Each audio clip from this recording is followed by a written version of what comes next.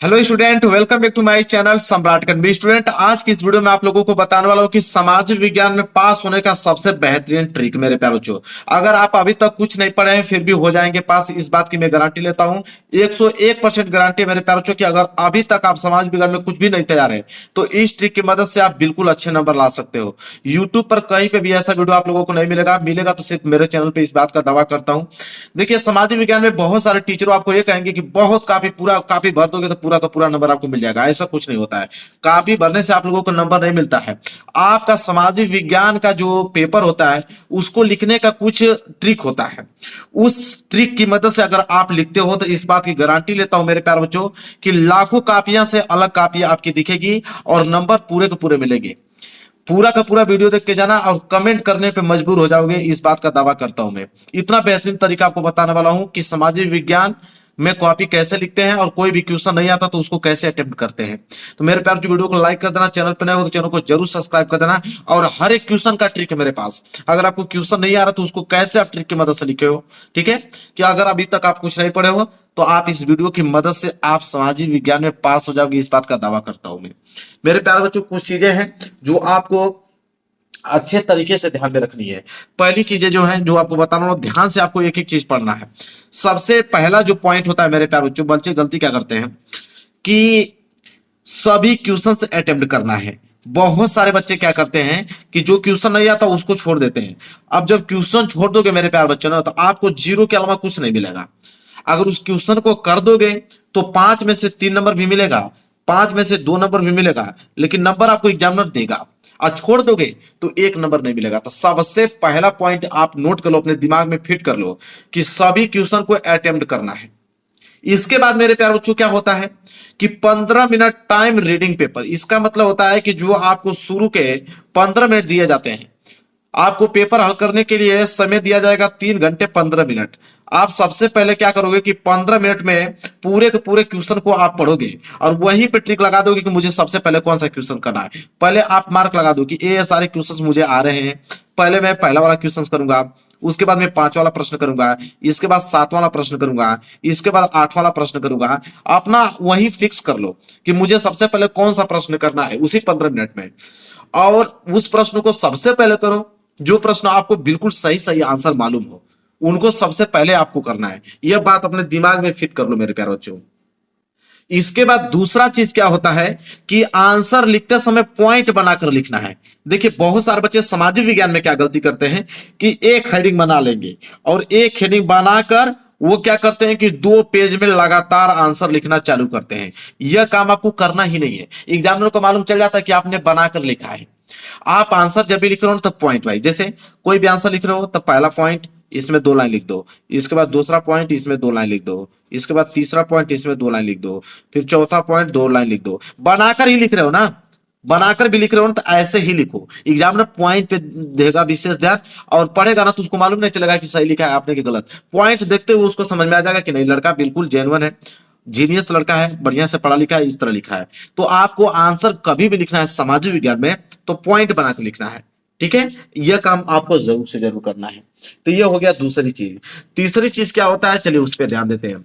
तीसरी चीज मेरे प्यारे बच्चों यह है कि हाईलाइट, ठीक है, हाईलाइट इंपोर्टेंट वर्ड को। जो इंपोर्टेंट वर्ड होता है मेरे प्यारे बच्चों, उसे इंपोर्टेंट वर्ड को आप इंपोर्टेंट वर्ड को ब्लैक पेन से लिखिए या ब्लू पेन से लिखिए, कोई दिक्कत नहीं है, ठीक है। वैसे ब्लैक पेन से ही लिखोगे तो अच्छी बात है। अब ब्लू पेन से भी लिख देते हो ना तो बस उसके नीचे अंडरलाइन कर दो। हाईलाइट का मतलब होता है इंपोर्टेंट वर्ड। देखिए, अगर कोई क्वेश्चन है, अगर उस क्वेश्चन को बनाकर अगर आप 3 लाइन में लिख रहे हो तो 3 लाइन में जब आप क्वेश्चन को लिखोगे तो कम से कम 4 या 5 ऐसे वर्ड होंगे जो आपको बिल्कुल सही सही मालूम होंगे। 4-5 वर्ड तो बिल्कुल सही मालूम होंगे और उन्हीं वर्डों को आपको क्या कर देना है, उनके नीचे अंडरलाइन कर देना है ब्लैक पेन से, ठीक है। एग्जामिनर जब भी आपका सामाजिक विज्ञान का जो पेपर जब चेक होता है कॉपी, तो उसमें एग्जामिनर बस पॉइंट देखता है। तो उनको हाईलाइटेड किए रहोगे तो उन्हीं पॉइंटों को देखेगा और आपको नंबर देता चला जाएगा और वही फिक्स कर लेगा कि इस बच्चे को हमें 70 में 60 नंबर देना है कि 65 नंबर देना है। और इस बात का दावा करता हूं मैं कि जिस प्रकार बता रहा हूं वो सारे ट्रिक अगर आपने अपना लिया तो समझ लीजिए कि 60 या 65 नंबर से कम आने वाले नहीं आपके। और 30 नंबर प्रैक्टिकल से मेरे प्यारे बच्चों 100 में आपके हो जाएंगे 90 और 95 नंबर। ठीक है, यह काम आपको करना है। तो क्लियर हो गया, तीसरा पॉइंट आपको समझ में आ गया। अब देखिए चौथा पॉइंट जो सबसे ज्यादा इंपॉर्टेंट है, और यह काम अगर आपने कर दिया तो समझ लीजिए कि आप टॉपर बन सकते हो। क्या है समाज विज्ञान में, ये देखिए फ्लो चार्ट बनाने का प्रयास करना। कोई भी आंसर जब दीर्घ उत्तरीय लॉन्ग क्वेश्चन जब आप दे रहे हो मेरे प्यारे बच्चों, चाहे कोई भी क्वेश्चन दे रहे हो, शॉर्ट क्वेश्चन भी आंसर दे रहे हो, तो फ्लो चार्ट बनाना सीखिए। फ्लो चार्ट का मतलब क्या होता है मेरे प्यारे बच्चों, फ्लो चार्ट का मतलब यह चीज होता है, जैसे आपका परिवहन के बारे में पूछ दिया, तो जैसे यहाँ पे अगर आपको पूछ दिया कि परिवहन क्या है, तो परिवहन में जैसे आपका एक स्थल परिवहन होता है, तो आप ऐसे फ्लो चार्ट बनाइए, स्थल परिवहन, फिर बीच में ऐसे एरो का चिन्ह दीजिए। एक होता है जल परिवहन, इसके बाद फिर यहाँ पे दीजिए, एक होता है आपका वायु परिवहन, ठीक है, इसके भी 3 पार्ट होते हैं, इसके 2 पार्ट होते हैं, इसके भी 3 पार्ट होते हैं। तो ऐसे फ्लो चार्ट बनाना है। और फ्लो चार्ट जब आप बनाओगे ना, तो एग्जामिनर के पास लाखों कापियां होती हैं, अगर वो 100 कापी चेक कर रहा है और 101वीं कापी अगर आपकी होगी तो सबसे डिफरेंट होगी, और दावा करता हूं कि उसमें नंबर आपको पूरा का पूरा हो देगा, क्योंकि ऐसा कॉपी किसी की नहीं रहेगी। जो लोग इस वीडियो को देख रहे हैं उन्हीं की कॉपी ऐसा लिख पाओगे, सबसे ज्यादा अंक मिलेगा आपको समाज विज्ञान में, इस बात का दावा है मेरा। ये नहीं कि एक हेडिंग डाल के 4-4 पैराग्राफ बस लिखते जाएं तो एग्जामिनर को समझ में आ जाएगा कि आपने क्या किया है, बनाकर लिखा है, और नंबर 1 नंबर से अधिक देगा भी नहीं आपको। ठीक है, तो यह फ्लो चार्ट बनाने का जरूर से जरूर आपको प्रयास करना है मेरे प्यारे बच्चों। इस बात को अपने दिमाग में पूरा का पूरा बैठा लीजिए। क्लियर है, चलिए अब अगले पॉइंट की तरफ बढ़ते हैं। अगला पॉइंट क्या है उसे देखिए। देखिए चौथा पॉइंट क्लियर, पांचवा पॉइंट समझिए। पांचवा पॉइंट जो है मेरे प्यारे बच्चों वो है कि हर आंसर के बाद 2 लाइंस का गैप दीजिए। बहुत ज्यादा इससे काफी जो आपकी साफ सुथरा दिखने में लगती है और एग्जामिनर को पढ़ने में भी आसानी होता है।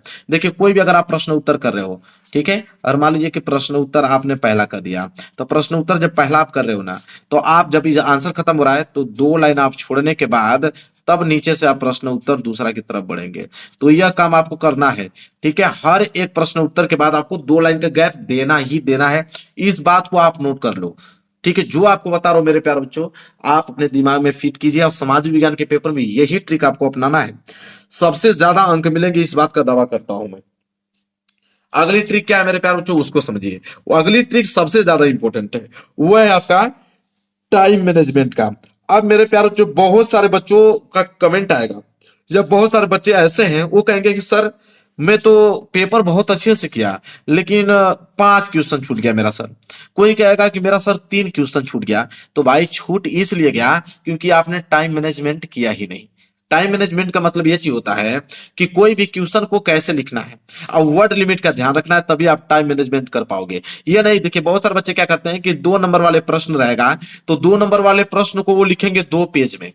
2 नंबर वाले प्रश्न को आप 2 पेज में लिखोगे तो पहली बात तो एग्जामिनर उसमें 1 नंबर नहीं देगा, क्योंकि उसको मालूम है कि 2 नंबर वाले प्रश्न 2 पेज में कभी हो ही नहीं सकते हैं।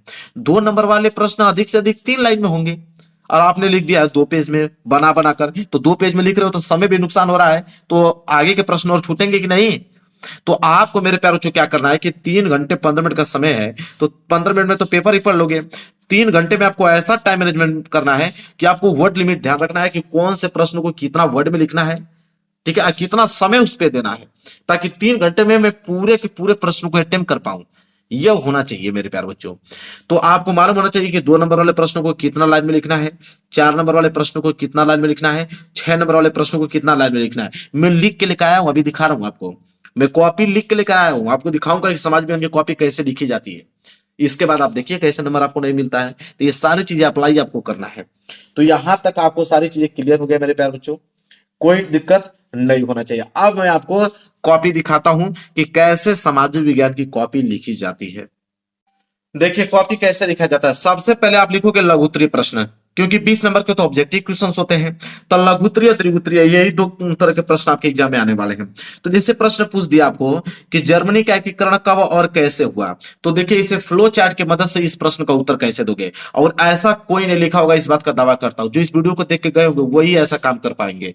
तो जर्मनी का एकीकरण कब और कैसे हुआ, देखिए सबसे पहले आप पॉइंट बनाओगे, पहला पॉइंट लिखोगे कि राष्ट्रवादी भावनाएं का उदय। आपने लिख दिया राष्ट्रवादी उदय की उदय, तो राष्ट्रवादी भावनाएं का उदय आपने पहला पॉइंट लिखा।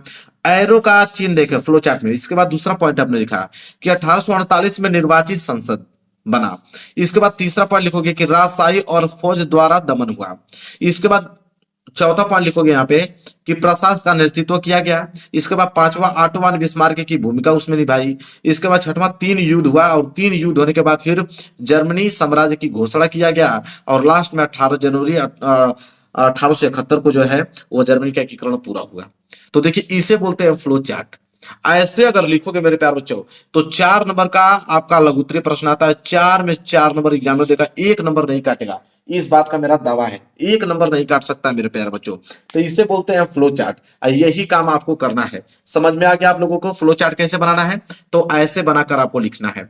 इसके बाद और मैं प्रश्न दिखाता हूं आपको। देखिए एक प्रश्न और दिखाता हूं, ये भी आपका लघु उत्तरीय फिर दीर्घ उत्तरीय भी दिखाऊंगा ताकि आप वर्ड लिमिट का ध्यान रख पाओ। जैसे आपको प्रश्न दे दिया कि सांप्रदायिकता लोकतंत्रों के लिए हानिकारक क्यों है, 2 तर्क दीजिए। 2-2 नंबर का है।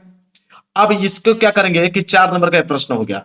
कुछ बच्चे क्या करेंगे कि एक हेडिंग डाल के लगेंगे 2-3 पेज में लिखने, नहीं, सिंपल हेडिंग डालना है, सांप्रदायिकता लोकतंत्र के लिए हानिकारक है। अब देखिए पहली हेडिंग बस हमने लिखा है यहाँ पे, ठीक है, कि समुदाय के राजनीतिक प्रभुत्व स्थापित, ठीक है। और उसमें मैंने बस 3 ही लाइन छोटा सा लिखा है कि सांप्रदायिकता सोच अक्सर अपने धार्मिक समुदाय राजनीतिक प्रभुत्व स्थापित करने के लिए फिराक रहती है। बस हो गया, इतना ही आपको लिखना है। ये नहीं अब एग्जामिनर 2 नंबर इस पे आपको दे देगा, ये नहीं कि 2 नंबर के लिए आपको 1 पेज लिखना पड़ेगा बनाकर। वो जान जाएगा कि भाई 2 नंबर के लिए 1 पेज लिखा नहीं जाता है, 2 नंबर के लिए 2-3 लाइन ही काफी है। इसके बाद देखिए फिर दूसरी हेडिंग हमने क्या डाला यहाँ पे कि हिंसा दंगा और नरसंहार। अब देखिए इसमें भी मैंने 3 बस लाइन छोटा सा डाला है और एग्जामिनर चेक करेगा 2 नंबर आपको दे देगा। यही होता है कॉपी लिखने का सही तरीका, जो समाज विज्ञान का यही है। कुछ बच्चे क्या करते हैं, बस बनाकर लिखते चले जाते हैं, लिखते चले जाते हैं, उनका प्रश्न भी लास्ट में छूट जाता है और 1 नंबर भी नहीं मिलता है। ठीक है, तो यह काम आपको करना है, ऐसे लिखना है। अब मैं आपको दिखाता हूं कि जो 6 नंबर वाले प्रश्न हैं उसको हम लोग कितने वर्ड में लिखते हैं और कैसे लिखा जाता है। तो देखिए यहाँ पे दीर्घ उत्तरीय प्रश्न है। तो प्रश्न पूछा है कि संघवाद क्या है, भारत के संघीय ढांचे की 4 विशेषताएं बताइए। अब 2 नंबर तो संघवाद में मिलेगा और 4 विशेषता पे 1-1 नंबर मिलेगा। तो इसको कैसे लिखेंगे, सबसे पहले हम लोग संघवाद हेडिंग डालेंगे। संघवाद हेडिंग डालने के बाद बस इतना ही मैं लिखा हूं कि संघीय शासन व्यवस्था में सर्वोच्च सत्ता केंद्रीय प्राधिकार और उनके विभिन्न अनुसंघीय इकाइयों के बीच बढ़ जाती है, जिसे हम संघवाद कहते हैं। बस भाई हो गया, 2 नंबर एग्जाम में दे देगा इतना में। इसके बाद 4 विशेषता इसकी पूछा है तो लिखेंगे कि भारत के संघीय ढांचे की 4 विशेषता। बस 4 विशेषता में क्या लिखेंगे, पहला कि 2 से 2 अधिक स्तर, दूसरा होता है अलग अलग अधिकार क्षेत्र, तीसरा होता है मौलिक प्रावधानों के लिए बदलाव दोनों की सहमति, और चौथा होता है राजस्व के अलग अलग स्रोत। ये 4 है मेरे प्यारे बच्चों। अब इन चारों की हेडिंग बना के 2-2 लाइन लिख दीजिए। अब इन चारों की हेडिंग मैंने बनाया है, देखिए। तो पहली हेडिंग है कि 2 या 2 से अधिक स्तर वाली क्या होता है, तो लिखेंगे कि वहां सरकार 2 या 2 से अधिक स्तर वाली होती है। बस 1 नंबर मिल गया भाई आपको। इसके बाद दूसरा है अलग अलग अधिकार क्षेत्र। तो देखिए 3 लाइन मैंने लिखा है, 1 नंबर यहां से मिल गया। अब 1 नंबर के लिए क्या 1 पेज लिखोगे? एग्जाम को नहीं मालूम है कि 1 नंबर का है तो कितना लाइन होना चाहिए? तो ये होता है 1 नंबर का 2-3 लाइन बहुत काफी है। इसके बाद तीसरा है मौलिक प्रावधानों के लिए बदलाव दोनों की सहमति। लो भाई 1 नंबर यहां से भी मिल गया। इसके बाद है चौथा की राजस्व के अलग अलग स्रोत, इसमें भी लिखा है, 1 नंबर मिल गया। आप बताइए कौन कौन सा ऐसा एग्जाम है जो 6 में 6 नंबर आपको नहीं देगा? पूरा इतना पॉइंट बनाकर आपने लिखा है। अब बहुत सारे बच्चे तो हेडिंग डालते ही नहीं है। अगर 6 नंबर वाला प्रश्न है तो वो बस संघवाद हेडिंग डालने के बाद पूरा का पूरा लिखना चालू कर देंगे। तो वो कौन सा तरीका भाई, उसमें नंबर मिलेगा? कभी नहीं मिल पाएगा। तो आपको पॉइंट बनाकर हेडिंग बनाकर ऐसे लिखना है, जैसे मैं आप दिखाऊंगा लाइव प्रूफ आपको लिख के लेके आया हूं अपने हाथों से, ताकि आप देख पाओ कि कैसे लिखा जाता है।